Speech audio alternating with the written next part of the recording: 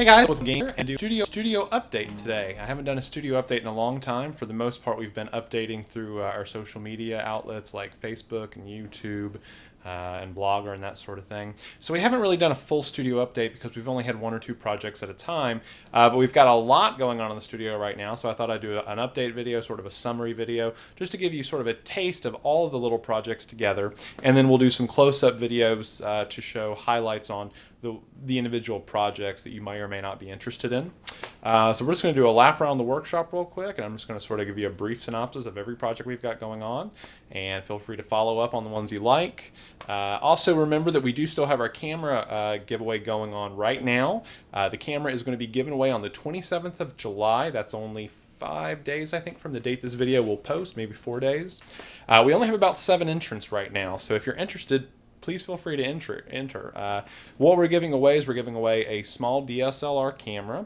It's the camera we used in our studio for the first 3 or 4 years or so. It's an absolutely wonderful camera. It's got a really nice little macro lens, and it's completely free. You don't pay shipping, you don't pay anything. All you have to do is subscribe to our YouTube channel. And that's it. Once you subscribe, you're entered. You do have to leave a comment in the comment section as to why you want the camera. You can't just say, I want the camera because I want to sell it on eBay. You have to have something hopefully hobby related. For example, most people have said stuff along the lines of they're miniature enthusiasts, want to photograph their miniatures. They're getting into conversions and they want to highlight their work. They're trying to do what we do, where they sell their painted miniatures and they want to highlight their product. All of those are great things, and I support every single one of those people who have entered so far. So feel free to subscribe, comment, and you're entered. And we'll give it away on the 27th of July, or the 28th of July rather. We'll give you all day on the 27th. Okay, so let's start our studio update. I'll show you where we're at right now. First up, this project was for a client. Well, first up, we updated our lighting booth. You may notice that it has slightly a blue sheen to it. It's because we're using daylight balanced bulbs now. These create a much nice, cooler, cleaner look, and I'm very pleased with them. They're also much brighter, so I don't have to use my flash as much. So that helps quite a bit with giving you a realistic portrayal of the miniatures that we provide. This is a Wraith Knight diorama. So we magnetized a Wraith Knight a few weeks ago, and a potential client contacted us with this that they wanted done. They really liked the magnetization. They wanted to magnetize a model, but they wanted to have it sort of on a diorama style base. In this particular base, he wanted it sort of defeating a bloodthirster in combat and kind of just ripping it to pieces. Which scale-wise, I love that image, and I really jumped at the opportunity to do this project. I was very excited about it. The magnetization I'm not going to get into because we've covered that in a video before. You can certainly click on those links. All the magnets, are the same as they were in the last video. The only difference is we refined the process a little bit because with the arms, we actually switched, and I left this one off so you could see. On the last video when I did the magnetization, what we did was we carved out the rounded side and put a magnet in there. And I found, building this guy myself, that it was much easier just to use the rounded side as the side we glued in and to put this magnet here on the inside. And it worked perfectly well. It fit really well. All I had to do was just stuff it with a little gray stuff to give it a back to adhere to. And it was set. So a little bit about this project. The client and I discussed at length how to portray this miniature. How to make the base usable and playable without taking away from the look of the miniature. So we decided on trying to get the wings as close to the base as possible. I used a heat gun to melt the wing a little bit and to sort of bend it up. I actually curled it up quite a bit more than this, but the fine cast kind of resists heat. It actually curled back down over the last couple days. It could be because it's been hot in my garage, so I may curl that back up a little bit before the client arrives. The wing up here actually worked really well. So this kit comes with 2 opposable hands for the right hand. It comes with a closed fist and a closed hand. And I really liked this idea of him ripping the wing off. For one reason, it kept it off the base so that you can actually position miniatures on the front of the base here. So for example, for close combat, you can actually get to the model. And the client wanted to be able to do that and wanted to be able to play that as best he could. So we wanted to try to keep the wings up off the base, or in some cases entirely off the base. We decided not to have both wings ripped off because we thought that was a little ridiculous. We thought it was kind of a lazy approach. So we went with the approach of he had ripped one wing off. And if you look closely, you'll notice there are some bones jutting out of the wound there. The bones there are from a Crypt Ghouls kit. There are similar bones on the back of this wing, which if you look closely, if I can get close enough, You should be able to see them there. Once you paint that up with some gore, it's going to look really nice and sick. All of the options have been magnetized for this figure, including these top options. One of them just came off in my hand. So you see there, that goes back on. The other two cannons are plug-and-play cannons, so you just plug them into the holes, and they work perfectly well. The sword's been magnetized. The gun's been magnetized. The other nice thing about this kit is that the client is kind of having his Eldar army sort of be a partial Dark Eldar army, as though they're slowly transitioning to Dark Eldar. So he allowed me to give it a little glam in the form of throwing on some of these spiky bits, some of these glaives and blades from the Dark Eldar range. So I did that in very limited amounts. You can see on the shield, they're very prevalent on the back of the shield here. I'll put it against some white so you can really see that. So we incorporated that in very nicely and smoothly. I think that went really well. And on the guns, on the cannons, we actually incorporated these sails, which I think he's going to sort of look at as blades. But it gives him a really nice big place to put some decals and to put some transfer sheets and to have some fun with airbrushing. You could do some really nice fades on that large spot. So I think that's going to look really sharp. We will not be painting this project. The model is pinned currently so that he can get to paint the base a lot better. Let me see if I can't pull him off the base for you. So you can see he pins in there, and his ankle comes loose. And we put some gore on the bottom of his shoe so that when he is painted, he will look like he's got blood coming out of here. The model here, you can see that the pin is actually coming through his top lip. Which I think is fine, and the model has been fully detailed. We've modified it to make it look like he's laying down on the ground. It's interesting to see this model laying down. I've never seen him just laying on a base before.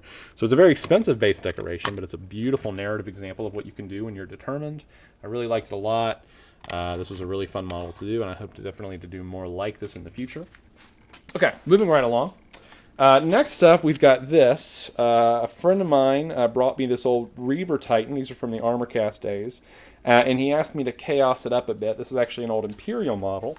So you can see there's a lot of this really old Adeptus Mechanicus iconography, these axe symbols. These particular parts have already been through a bath. I've put them through a bath of degreaser, so they've already been stripped down. So most of the paint came off, some of it didn't. That's okay. We're just trying to get the big stuff off. So the next thing we're going to do is we're going to scrape off these symbols with a sander. If you do that at home, be sure to wear a mask because this resin does kick up a lot of dust. Then what we're going to do is we're going to start adding some symbols to it. So the goal is we're going to take something like this. We're going to apply this here. We're going to use a heat gun to bend that into position, and we're going to position that. And I may put an eye instead of this skull here. As you can see on the Forge World version of this model, there's a big Horus eye up there, which I like quite a bit. So we're going to incorporate some of that iconography. We may sculpt a face on there. We're going to sculpt up some of these, what do you call them, arrows everywhere. We're going to put some of these little clawy bits on the edges of the plates here. So I think we're going to have some fun. We're going to modify the mouth to look more like this. So he's going to have fangs hanging off the inside of his mouth, so that'll be a lot of fun. The only other thing we might have to do is the missile launcher up top here. This particular model, I think when he bought it, the guy he bought it from did not have a missile launcher. So we may have to scratch build a missile launcher, which is always a good time. So that'll be fun. Next up, client contacted us with a small Tau army, about 1,000 points worth of Tau. So they have been prepped for painting here. You can see that they've been corked up and they're ready for the airbrush station. We've got one Riptide. He's got full options in the form of pins. We chose to go with pinning that model instead of magnetizing it. The reason, that's not it. The reason we did that is because the slots on top of this model are kind of small and tight. So as you can see there's the hole where the pin goes. And we used a pinning system because it's just as strong as magnets. There's no worries about polarity, and I didn't have to worry about anything falling off. Sometimes with smaller models, the magnets are kind of light, and they can fall off a little bit. So he's got 3 of these broadsides. They also have extra options. And then his commander is actually the resin cast model. And as you can see on his forearms, we did magnetize this one. We didn't use pins on this guy. And we did that because his weapon options are much smaller. So all of his weapon options have been magnetized. You can see here's one of the magnets. Very close up. You can see the reflection there. And those are nice. They go on very cleanly. So it's about 1,000 points worth of Tau. That's going to be a very traditional Tau color scheme. So we're going to start painting that up, probably working on that today a little bit. More parts from the Resin Titan. This is a command vehicle slash Land Raider that we're using for our Thousand Suns army. That is getting prepped to be painted. I know I've been saying that forever, but life has just been busy around here. This is a lot of fun. This you can probably recognize is the top half from a Lord of Skulls model, which everyone's been talking about how to put onto a bottom-legged model, so we found this old Ironmonger toy that worked really, really well. It's a nice hard plastic model, so it's going to work really well for our conversion purposes. We really like the look of it, so we went ahead and mounted that up. So that leaves us a lot of fun to be had with the lower portion of the body. We've got all these parts left over. Now, of course, some of these parts are going on the final model, like the plates and the weapon options, the hand cleaver, that sort of thing.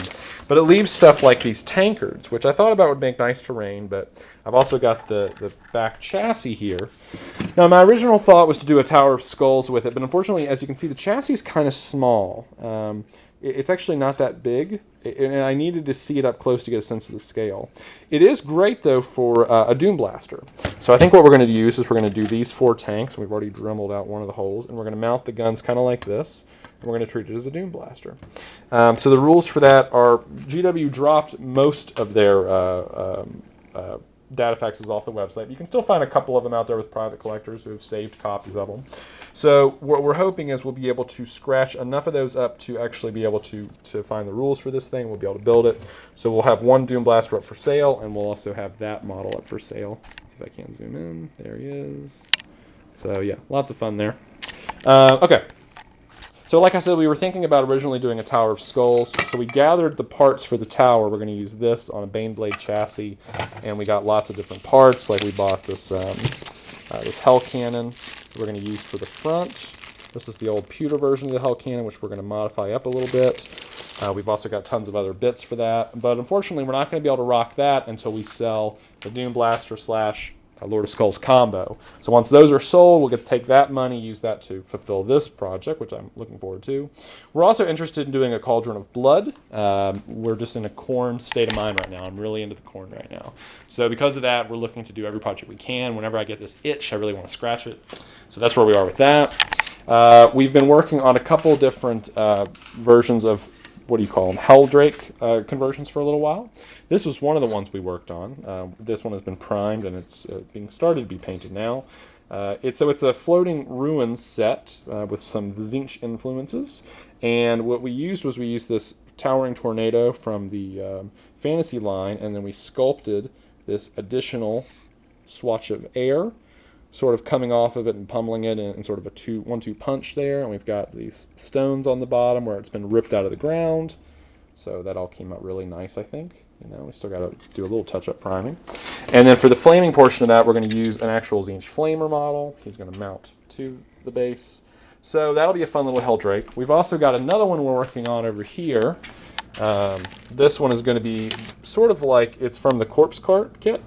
So we're going to use that. We're going to modify up the bottom with some flamers, and we're going to turn that into sort of a floating harem of Tzeentch. And I realize that sounds more like a Slaanesh concept, but we're going to really sort of Tzeentch it up quite a bit. We're going to go with that Egyptian / Persian look, and I think it's really going to pop. We've also got this Tower of Skulls. We've been working on this for a little while. So originally, the Tower of Skulls was going to be a Tower of Skulls. But the problem is GW took the rules for the Tower of Skulls off the website. I've been unable to find a data fax for it. So what we're going to do is we're going to make this a modular model. What we're going to do is we're going to count it as a Tower, not a Tower of Skulls, a Silver Tower of Tzeentch when we can get the rules. And we're going to have some cannons for that. I know basically it comes with 4 or 5 different cannons, so we've ordered some cannons that we're going to use for that. We're going to mount them on with pins. But what we also realized, this would make a really nice sort of off-the-wall Thunderhawk gunship for the Chaos line, if you want to count it that way. You could count it that way easily because it's got plenty of room for troops. It can store up to 30 troops. All you have to really do is come up with the weapons for the guns options, like 2 las cannons, 4 twin-linked heavy bolters, 6 bombs, and the major gun. So what we're thinking of doing is counting this large globe here as the big gun. And that way it sort of just calls down bolts of energy. We're going to put a sorcerer kind of up the stairs, sort of chanting a little bit. That'll be kind of fun. For the missiles, we're going to use these Banshees. We're going to pin them into the foam so that every time you use a missile, you just pull one of these off, and that's that. For the las cannons, we're going to use these light cannons from the fantasy range, so it's like he's focusing light. And I really like the theme we're going with here, sort of this arcane fortress in the sky. You can see it's got some ruined fallen pieces everywhere. And then for the assault or the twin-linked heavy bolters, what we came up with, and I'm not sure it's the best solution, but we're going to use these old Terminator models and sort of scratch build obliterators out of them, but we're only going to give them heavy bolter options. So we're going to mount these to their arms, and we're going to custom convert it and gray stuff it up. So that will be a lot of fun. So then you'll have basically a model you can use either way. So I'm looking forward to finishing that project up. That's been a long endeavor. We've been working on that for a couple months now. As you can see, we filled in the bottom with foam. And once we paint that up and throw some some moss on there and that sort of thing, it's going to look really sharp. There is a slight gap here, so we do have to go back and fill in the gaps with some more expanding foam. But what we're going to do is we're going to do that when we're doing some terrain projects so we don't waste the foam, because basically once you open the foam can, it's pretty hard to get it to last more than one session because the tube likes to fill up with foam. And it's very difficult in my experience to get that foam out of there, so it's kind of like you're going to use the can for one session and you're done with it. So that's about it right now. We've got plenty of stuff on the block. If you are interested in commissioning a model with us, just contact us. You can contact us at info@whitemetalgames.com. You can also check out our website at whitemetalgames.com. We've got a gallery with almost 10,000 pictures in it now from past works. We have plenty of pictures of painted models, unpainted models. Although our specialty is in assembly and modification and transfiguration, we do offer painting. Painting is one of our services, and we're very competitive with our painting rates at this time. So now's a great time to get involved. Check out our special discounts page. We've got discounts for social media. We have discounts for volume. We've got discounts for being a return customer. We've got discounts for everything. So there's really never a reason to pay full price with us. So be sure to check us out. We also launched our Facebook page a few months ago where we put all of our regular updates. We have a Flickr account. You can find all the feeds for all of that through our website at the top on the social media bar. We're also looking to work with local artists, so if you are a local artist in Raleigh looking to get your work seen, please contact us as well. We're always looking to hire local artists that may be able to help us out with projects, even on a temporary basis or a short-term basis. If you're going back to college in the fall, you need some summer work, talk to us about it, let us know. Maybe we can help you out. And it looks like we may be pairing with a major studio out in the Midwest. I don't want to get into the details of it right now, but we've had so much work with different things going on that we actually decided to outsource a little bit. So we did a lot of research and we found a studio that we really like. We admire their painting routine. We like how they work. We've talked to them and we've preliminary sort of decided to work together. So we're going to see how that plays out. Hopefully if it does play out well, you'll be seeing more projects from us, more completed projects. And that's about it. As you can see here, things are kind of busy. So until next time, put your minis where your mouth is.